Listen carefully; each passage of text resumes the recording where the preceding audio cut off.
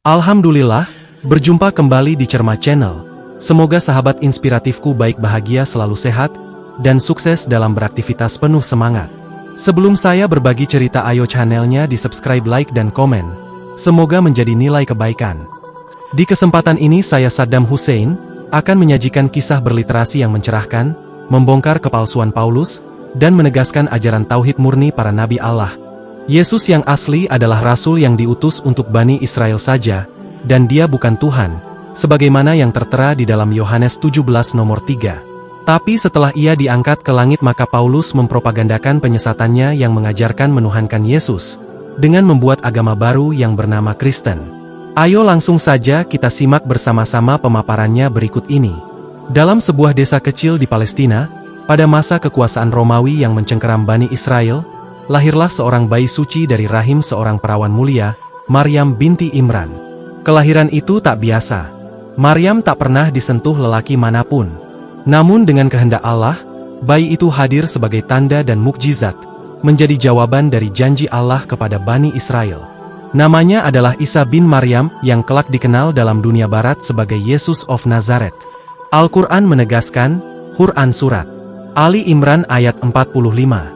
Ingatlah, ketika malaikat berkata, "Wahai Maryam, sesungguhnya Allah menggembirakanmu dengan kabar gembira, kelahiran, darinya, seorang anak laki-laki yang namanya Al-Masih Isa putra Maryam, seorang terkemuka di dunia dan di akhirat dan termasuk orang-orang yang didekatkan kepada Allah."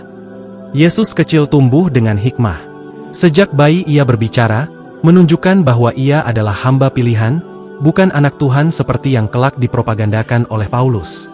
Dalam Injil Markus 12 nomor 29, Yesus sendiri menegaskan, "Dengarlah, hai orang Israel, Tuhan Allah kita, Tuhan itu Esa." Yesus, atau Nabi Isa, menyeru kaumnya kembali kepada penyembahan hanya kepada Allah, Tuhan yang mengutusnya. Ia adalah seorang rasul, bukan Tuhan. Ia bukan pencipta langit dan bumi.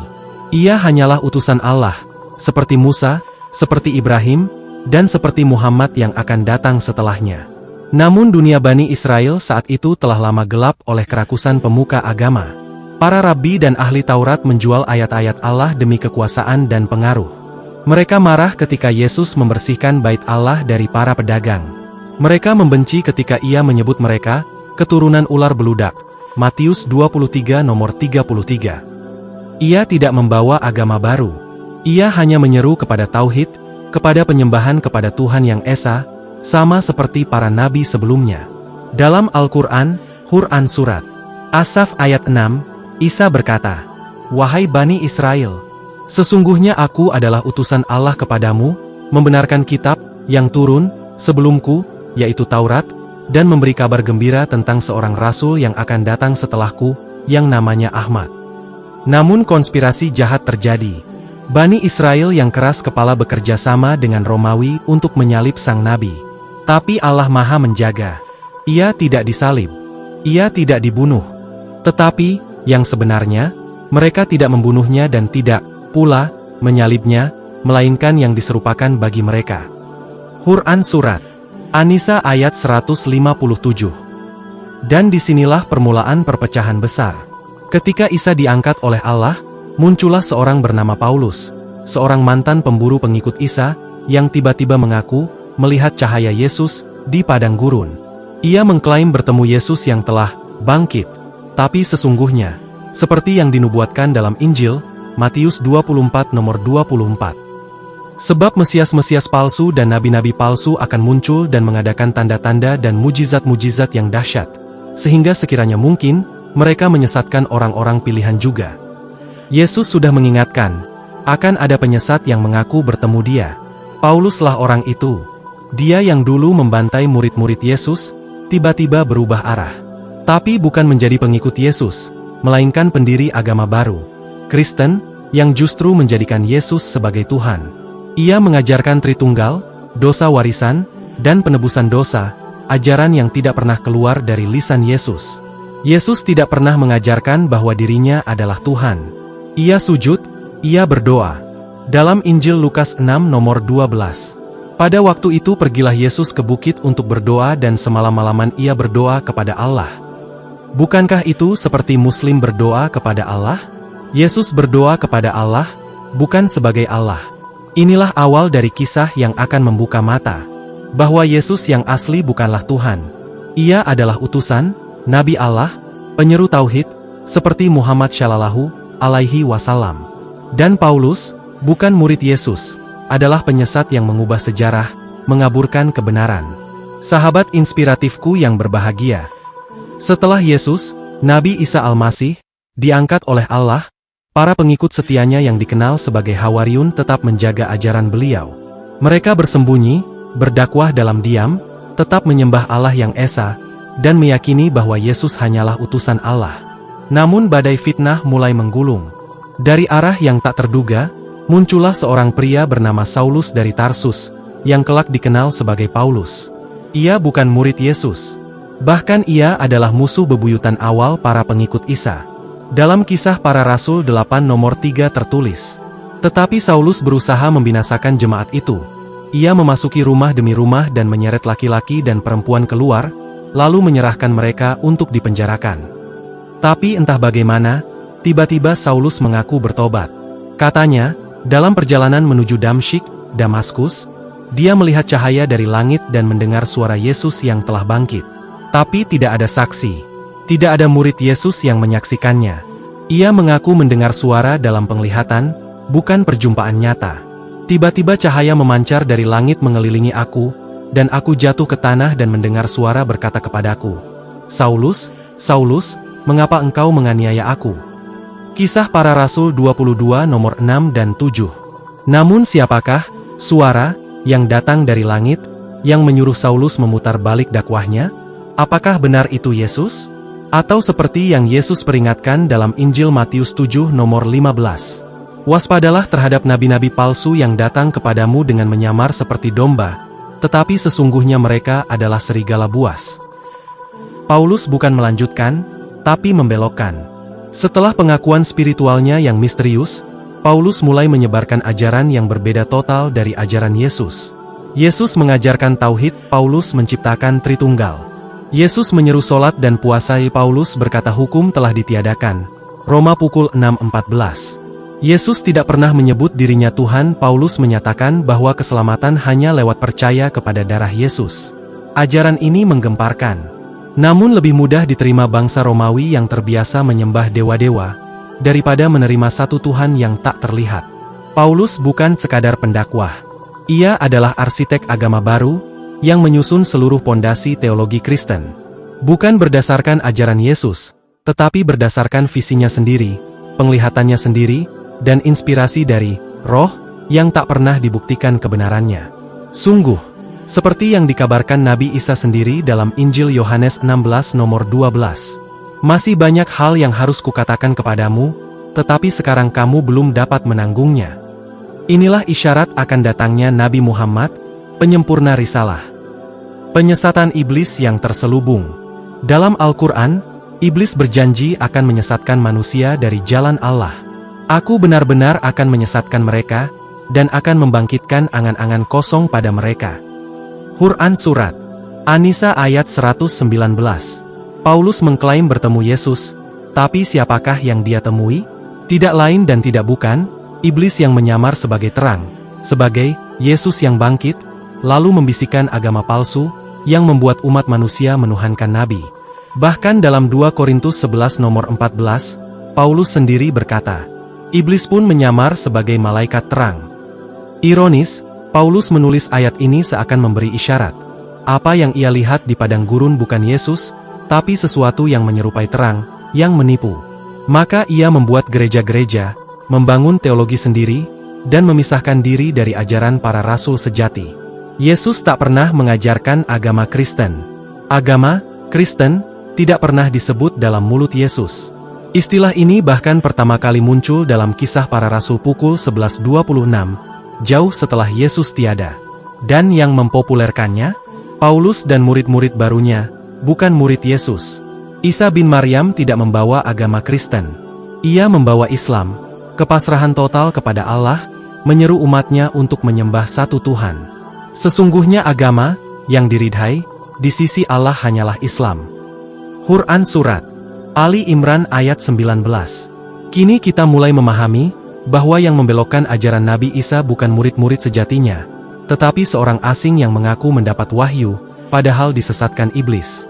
Ia adalah Paulus, bapak teologi Kristen, yang membungkus dusta dengan nama Yesus, lalu menuhankan manusia. Sahabat inspiratifku, kita akan mengetahui penyesatan besar, dari salib ke keselamatan palsu. Sahabat inspiratifku yang berbahagia. Setelah Paulus mengaku bertemu Yesus dalam sebuah cahaya misterius di padang gurun, ia mulai menyebarkan sebuah ajaran baru yang berbeda jauh dari yang dibawa Nabi Isa Al-Masih bin Maryam.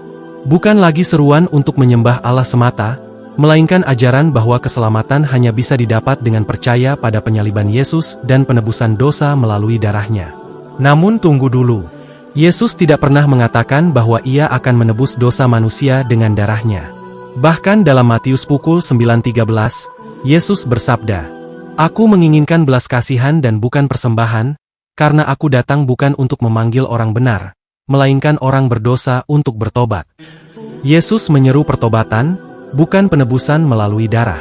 Tapi Paulus mengubah semua itu. Ia membangun doktrin bahwa manusia sejak lahir telah berdosa karena dosa warisan Adam. Padahal dalam Al-Quran dan bahkan dalam Taurat, dosa adalah tanggung jawab pribadi, bukan warisan. Setiap orang bertanggung jawab atas dosanya sendiri. Yeremia 31:30. Dan seseorang tidak akan memikul dosa orang lain. Quran Surat An-Najm ayat 38. Dari salib, lahirlah agama baru. Paulus mengajarkan bahwa Yesus adalah anak Allah yang mati di salib, lalu bangkit pada hari ketiga untuk menyelamatkan manusia dari dosa. Pertanyaannya, jika Yesus adalah Tuhan, mengapa ia harus mati? Dan jika dia bangkit, lalu kepada siapa dia berdoa saat disalib? Injil Markus 15 nomor 34 mencatat jeritan Yesus di kayu salib. Elau, Elau, lama sabaktani. Tuhanku, Tuhanku, mengapa engkau meninggalkan aku? Jeritan ini membuktikan dua hal penting. Yang pertama, Yesus bukan Tuhan, karena ia berdoa kepada Tuhan. Yang berikutnya, Yesus merasa ditinggalkan, berarti ia tak punya kuasa atas keselamatannya sendiri. Sementara dalam Al-Quran, Quran Surat An-Nisa ayat 157, Allah menegaskan, "Dan karena ucapan mereka, sesungguhnya kami telah membunuh Al-Masih, Isa putra Maryam, Rasul Allah, padahal mereka tidak membunuhnya dan tidak pula menyalibnya, tetapi yang mereka bunuh adalah orang yang diserupakan dengan Isa bagi mereka." Jadi siapa yang mereka salib? Para ulama menyebut bahwa Allah telah menyelamatkan Isa dan mengangkatnya ke langit. Yang disalib adalah orang lain yang diserupakan. Tapi Paulus membangun seluruh fondasi Kristen di atas peristiwa salib yang tidak pernah terjadi pada Yesus. Jalan keselamatan yang palsu sebagai dagangan tipu daya. Paulus menyebarkan ajaran bahwa hukum Taurat tidak lagi berlaku.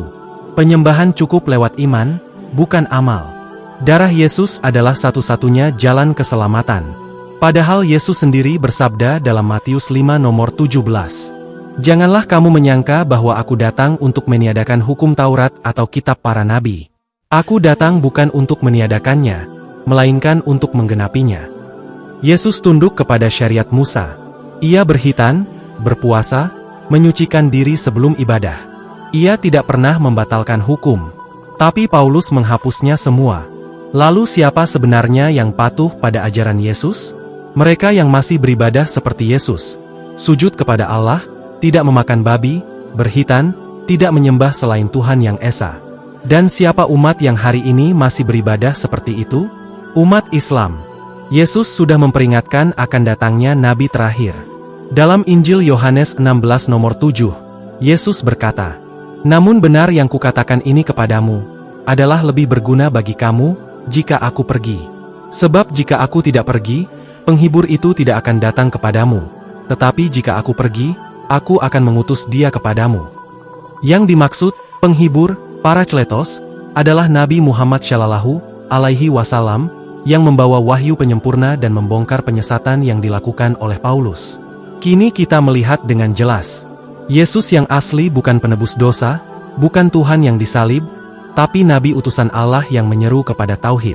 Pauluslah yang membelokkan ajaran Tauhid menjadi ajaran salib, lalu membangun agama baru yang tak pernah diajarkan Yesus. Kebenaran itu tunggal, hanya Allah yang layak disembah. Isa adalah rasulnya, Muhammad adalah penutup para nabi. Setelah kita menyingkap penyesatan besar yang dilakukan Paulus, muncul pertanyaan penting. Siapa sebenarnya umat Yesus yang sejati? Siapa yang mengikuti ajaran beliau yang asli, bukan yang dipelintir oleh Paulus dan gereja?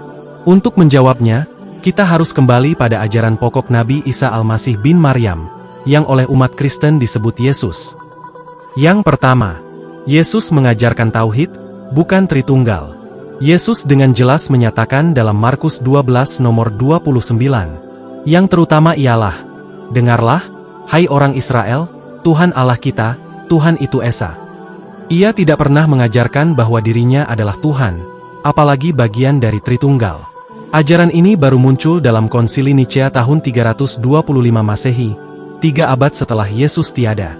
Sementara dalam Islam, tauhid adalah pondasi utama. Katakanlah, Muhammad, dialah Allah yang Maha Esa. Quran Surat Al-Ikhlas, ayat 1. Yesus dan Muhammad sama-sama mengajak umat kepada Tuhan yang Esa, Allah. Berikutnya, Yesus menyembah Allah, sujud dan berdoa. Yesus berdoa dan bersujud, seperti dalam Matius 26 nomor 39. Maka ia maju sedikit, lalu sujud dan berdoa. Apakah ada umat Kristen hari ini yang masih sujud seperti itu?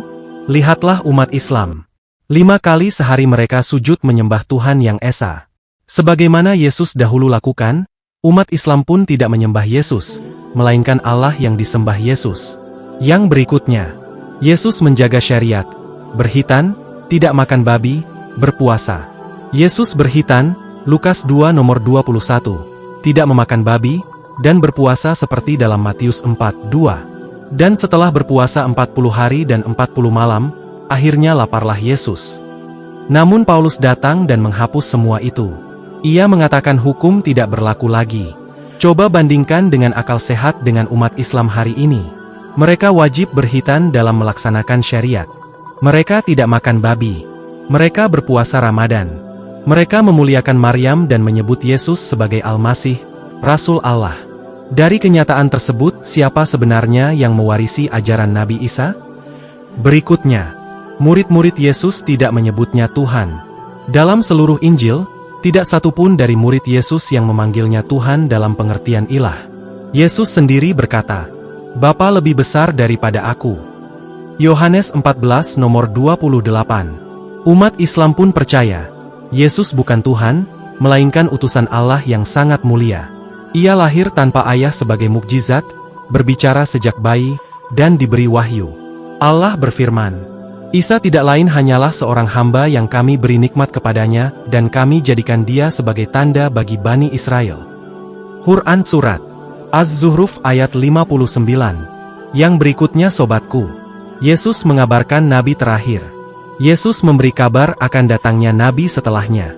Namun benar yang kukatakan ini kepadamu, adalah lebih berguna bagi kamu, jika aku pergi.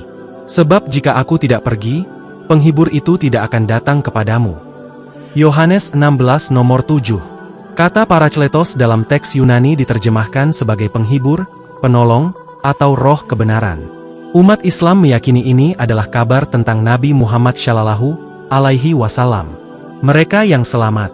Yesus berkata dalam Matius 7 nomor 21. Bukan setiap orang yang berseru kepadaku, Tuhan, Tuhan, akan masuk ke dalam kerajaan surga, melainkan dia yang melakukan kehendak Bapakku yang di surga.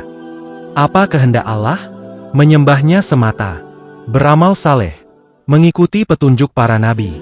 Dan siapa umat yang hari ini menghidupkan semua itu? Mereka adalah umat Muhammad Shallallahu Alaihi Wasallam, yang juga meyakini dan mencintai Nabi Isa sebagai Rasul Allah. Umat yang selamat bukanlah mereka yang menyebut Yesus sebagai Tuhan, melainkan yang mengikuti ajaran sejatinya, menyembah Allah yang Esa, sujud kepadanya, dan berpegang pada wahyu yang diturunkannya. Yesus bukan pendiri agama Kristen, tapi Nabi Islam, yang membawa risalah tauhid kepada Bani Israel. Ia telah memberi isyarat akan datangnya Nabi akhir zaman, dan menyampaikan risalahnya dengan ketaatan yang sempurna. Sahabat inspiratifku pada akhir zaman nanti, kepulangan atau kembalinya Isa bin Maryam turun ke bumi untuk menghakimi manusia yang menyembahnya dan penegakan tauhid di akhir zaman. Sahabat inspiratifku yang berbahagia, setelah mengungkap kebenaran tentang Nabi Isa Al-Masih yang diselewengkan oleh Paulus dan gereja, tibalah kita pada sebuah janji besar yang belum digenapi, kembalinya Isa bin Maryam ke bumi. Ya, Yesus yang asli belum wafat.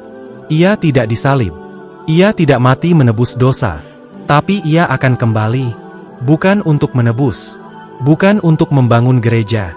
Bukan pula untuk menyebarkan Kristen. Melainkan untuk menghancurkan salib, menegakkan tauhid, dan menegaskan, hanya Allah satu-satunya yang layak disembah. Nabi Isa alaihissalam tidak pernah mati di salib, tidak pernah dikubur dan tidak pernah bangkit dari lubang kubur. Hal itu hanya dongeng tipu daya iblis melalui Paulus yang banyak menyesatkan manusia yang menuhankan Yesus palsu alias si bintang timur alias iblis. Akan tetapi Nabi Isa alaihissalam bin Maryam diselamatkan Allah, diangkat ke langit kedua dan di langit kedua Nabi Isa alaihissalam bersama Nabi Yahya alaihissalam. Allah subhanallah wa ta'ala menegaskan dalam Al-Quran, tetapi Allah telah mengangkat Isa kepadanya, dan Allah maha perkasa lagi maha bijaksana. Quran Surat An-Nisa ayat 158. Dalam Injil pun, Yesus sering berbicara tentang kembali kepada Bapa, isyarat bahwa ia akan diangkat, bukan dibunuh. Gereja menyebutnya kenaikan Yesus, tetapi mereka tetap mencampurnya dengan kisah salib palsu. Isa alaihissalam hidup. Ia diselamatkan. Ia masih dalam penjagaan Allah. Nabi Muhammad Shallallahu Alaihi Wasallam mengabarkan kembalinya Isa alaihissalam. Rasulullah Shallallahu Alaihi Wasallam bersabda, "Demi Allah, sesungguhnya akan turun di tengah-tengah kalian Isa bin Maryam sebagai hakim yang adil. Ia akan menghancurkan salib, membunuh babi, dan menghapus jizyah. Dan harta akan melimpah hingga tak seorang pun yang menerimanya." Hadits riwayat Bukhari dan Muslim. Apa maknanya? Menghancurkan salib, Isa akan membantah keyakinan bahwa ia disalib. Membunuh babi, simbol penghapusan syariat sesat yang dihalalkan oleh Paulus. Menghapus jizyah. Karena tidak ada lagi agama selain Islam, tauhid ditegakkan sempurna.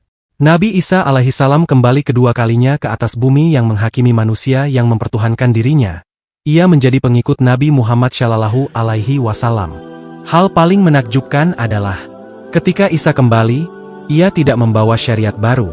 Ia akan menjadi pengikut Nabi Muhammad Shallallahu Alaihi Wasallam, bukan membawa ajaran lamanya. Tidak ada nabi di antara aku dan Isa, dan sesungguhnya ia akan turun, kembali ke dunia. Hadits riwayat Ahmad dan Abu Dawud. Isa akan menjadi umat Muhammad. Ia akan sholat seperti kita. Ia akan menegakkan tauhid, menghapus semua kebohongan yang disebarkan Paulus, dan menyatakan dengan lisannya, "Aku bukan Tuhan. Aku bukan anak Tuhan. Aku hanyalah hamba dan utusan Allah." Saat Isa turun, fitnah salib akan hancur. Para pengikut sejati akan mengikuti kebenaran. Dan mereka yang menuhankan Yesus akan tersentak oleh pengakuan Isa sendiri. Inilah penggenapan firman Allah. Tidak ada seorang pun dari ahli kitab, kecuali akan beriman kepadanya, Isa, sebelum kematiannya. Dan pada hari kiamat kelak, Isa akan menjadi saksi terhadap mereka. Quran Surat An-Nisa ayat 159. Isa akan bersaksi bahwa ia tidak pernah mengatakan kepada umatnya, "Sembahlah aku." Sebagaimana dikisahkan dalam Quran Surat Al-Ma'idah ayat 116. Dan, ingatlah, ketika Allah berfirman, "Wahai Isa putra Maryam, apakah engkau yang mengatakan kepada manusia, jadikanlah aku dan ibuku sebagai dua Tuhan selain Allah?" Dia, Isa, menjawab, "Maha suci engkau. Tidaklah patut bagiku mengatakan apa yang bukan hakku." Isa bin Maryam akan kembali bukan sebagai Tuhan, tapi sebagai saksi kebenaran tauhid, sebagai penegak Islam, dan sebagai hamba Allah yang membongkar dusta agama buatan iblis melalui tangan Paulus. Kembalinya Isa adalah rahmat bagi umat Muhammad, dan pukulan telak bagi mereka yang menyembahnya sebagai Tuhan. Karena pada akhirnya, kebenaran akan menang. Tauhid akan ditegakkan, dan Allah, Tuhan satu-satunya, akan disembah di seluruh bumi. Sahabat inspiratifku yang berbahagia, setelah kita mengungkap siapa Yesus yang asli, mengenali pengkhianatan terhadap ajarannya, serta menantikan kepulangannya di akhir zaman, Kini tibalah saatnya kita membuka semua kedok sang perancang penyesatan terbesar dalam sejarah agama. Paulus, pendiri agama baru yang tidak pernah diajarkan oleh Yesus. Yang pertama, Paulus tidak pernah bertemu Yesus. Dalam catatan sejarah dan Injil, Paulus bukan murid Yesus, bukan saksi hidup ajaran beliau, dan tidak pernah duduk dalam majelis bersama Yesus. Klaim satu-satunya yang ia ajukan adalah penglihatan di padang gurun. Tiba-tiba cahaya dari langit bersinar mengelilingi aku, lalu aku mendengar suara, "Akulah Yesus yang kau aniaya." Kisah Para Rasul 9 nomor 3 dan 5. Pertanyaannya, bagaimana bisa seseorang yang dulunya pembenci Yesus, lalu mengaku melihat cahaya dan mendengar suara, tiba-tiba diangkat menjadi Rasul utama? Ini bukan wahyu. Ini ilusi iblis. Yesus sendiri telah memperingatkan dalam Injil. Sebab akan muncul Mesias-Mesias palsu dan nabi-nabi palsu, dan mereka akan mengadakan tanda-tanda yang dahsyat dan mujizat-mujizat, sehingga sekiranya mungkin, mereka menyesatkan orang-orang pilihan juga. Matius 24 nomor 24. Yang berikutnya, Paulus menghapus syariat. Yesus hidup sesuai Taurat. Ia berhitan. Ia tidak makan babi. Ia menyucikan diri sebelum beribadah. Ia berpuasa dan sujud. Namun Paulus menghapus semua itu. Dalam Galatia 2 nomor 16 ia berkata, "Manusia tidak dibenarkan karena melakukan hukum Taurat, melainkan hanya oleh iman dalam Yesus Kristus." Artinya, amal dan syariat dibuang, diganti dengan doktrin, iman saja cukup. Ini bertentangan total dengan ajaran semua nabi. Allah berfirman, "Sesungguhnya orang-orang yang beriman dan mengerjakan amal saleh, mereka itulah sebaik-baik makhluk." Quran Surat Al-Bayyinah ayat 7. Yang berikutnya, Paulus mengubah Yesus menjadi Tuhan. Yesus tidak pernah mengatakan, "Aku Tuhan, sembahlah aku." Tapi Paulus menciptakan teologi bahwa Yesus adalah Putra Allah, bagian dari Tritunggal, dan Tuhan penebus dosa. Paulus bahkan menyebut Yesus sebagai gambar Allah yang tidak kelihatan. Kolose 1 nomor 15. Lalu menyeret manusia pada penyembahan kepada manusia. Inilah inti dari dosa syirik yang paling dibenci oleh Allah. Yang selanjutnya, Paulus meracik agama baru dari paganisme. Ajaran Kristen yang dibentuk Paulus bukan hanya menyeleweng dari tauhid, tapi juga syarat pengaruh kepercayaan Romawi dan Yunani. Dewa yang mati lalu bangkit. Mirip mitos Dewa Mitras Osiris. Tuhan beranak. Doktrin yang tak pernah diajarkan para nabi. Hari ibadah dipindah ke Minggu, Sunday. Menghormati Dewa Matahari, bukan Sabat hari Sabtu. Semua ini tidak diajarkan Yesus. Paulus menyusun sistem kepercayaan untuk menyenangkan Romawi, agar ajaran barunya diterima kekaisaran. Inilah proyek penyesatan iblis yang dikemas dalam nama Yesus. Dan berikutnya, Paulus membangun gereja-gereja di luar ajaran Yesus. Yesus tidak pernah membangun gereja fisik, apalagi menyuruh pendeta mengampuni dosa. Yesus sholat di sinagog, sujud kepada Allah, dan mengajak umat bertobat kepada Tuhan langsung. Pauluslah yang membuat sistem hierarki. Pendeta, paus, uskup, ritual baptisan air, perjamuan kudus darah dan roti. Semua ini tidak berasal dari langit, melainkan rekayasa dari bumi. 6. Penyesatan Paulus dikuatkan iblis, bukan wahyu. Yesus sendiri berkata, "Banyak orang akan datang dalam namaku dan berkata, 'Akulah Kristus.' Mereka akan menyesatkan banyak orang." Matius 24 nomor 5. Dan Nabi Muhammad Shallallahu Alaihi Wasallam mengabarkan bahwa, "Yang paling aku khawatirkan atas umatku adalah para dai yang menyesatkan." Hadits riwayat Ahmad. Paulus adalah tipikalnya, menyesatkan, mengaku atas nama wahyu, padahal menghapus hukum dan menuhankan makhluk. Hari ini, umat Kristen menyembah Yesus karena tipu daya satu orang, Paulus. Ia membajak nama Yesus, mengubahnya dari nabi menjadi Tuhan, dari manusia suci menjadi objek sembahan. Namun, Allah telah menurunkan Al-Quran untuk mengembalikan kebenaran. Isa bin Maryam adalah Rasul Allah, bukan anak Tuhan. Ia akan kembali, wahai pencari kebenaran. Buka Injil MU. Buka Al-Quran. Bandingkan ajaran Yesus yang asli dengan yang diajarkan Paulus. Apakah Yesus menyuruh disembah? Tidak. Apakah Yesus menghapus hukum? Tidak. Apakah Yesus berkata, "Aku anak Tuhan"? Tidak. Siapa yang berkata demikian? Paulus. Kembali kepada ajaran Yesus yang sejati. Berimanlah kepada Allah yang esa. Ikuti utusan terakhir, Nabi Muhammad Shallallahu Alaihi Wasallam. Dan bersiaplah menyambut kembalinya Isa bin Maryam sebagai penegak tauhid. Demikian kisah ini saya sajikan, semoga bermanfaat, menambah literasi cakrawala berpikir kita, dan menginspiratif di dalam menapaki jalan kebenaran yang sesungguhnya, dalam naungan cahaya petunjuk Allah Ta'ala. Atas subscribe channelnya, saya ucapkan terima kasih, semoga menjadi nilai kebaikan. Saya Saddam Hussein mohon pamit undur diri, dan sampai berjumpa kembali di video kisah inspiratif lainnya.